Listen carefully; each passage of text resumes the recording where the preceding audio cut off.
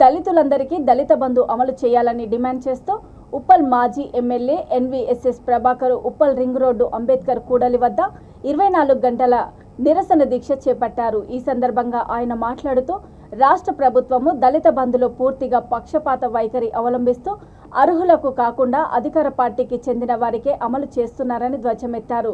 దళితులందరికీ దళిత బంధు అమలు చేయాలని డిమాండ్ చేస్తూ తాము చేపట్టిన 24 గంటల దీక్ష రాష్ట్ర వ్యాప్తంగా మొదలవుతుందని అన్నారు। ఈ కార్యక్రమంలో ఉప్పల్ నియోజకవర్గ బీజేపీ శ్రేణులు, దళితులు, దళిత సంఘాల నాయకులు పాల్గొన్నారు।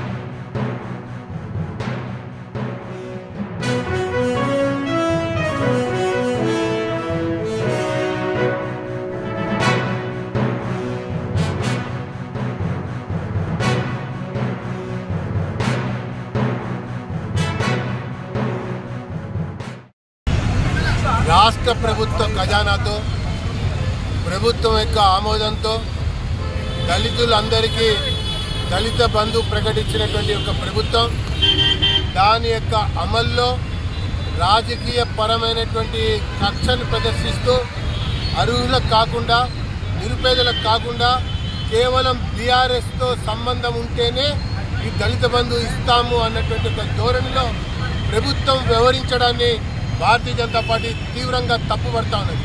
ఒకవైపున రాజ్యాంగబద్ధంగా మరి ఆశ్రిత పక్షపాతం లేకుండా వివక్ష లేకుండా మరి పరిపాలన కొనసాగిస్తామని చెప్పని అంబేద్కర్ గారు రచించినటువంటి రాజ్యాంగం ద్వారా ప్రమాణం చేసినటువంటి ఈ ముఖ్యమంత్రి ఈ దళిత బంధు అమల్లో ఈ రకమైనటువంటి రాజకీయ వివక్షని రాజకీయ పరమైనటువంటి లబ్ధిదారులను ఎంపిక చేయడాన్ని తీవ్రంగా తప్పుపడుతూ అందరికీ దళిత బంధు అమలు చేయాలన్నటువంటి ఒక డిమాండ్తోన 24 గంటల పాటు ధర్నాకి పిలుపివ్వడం జరిగింది।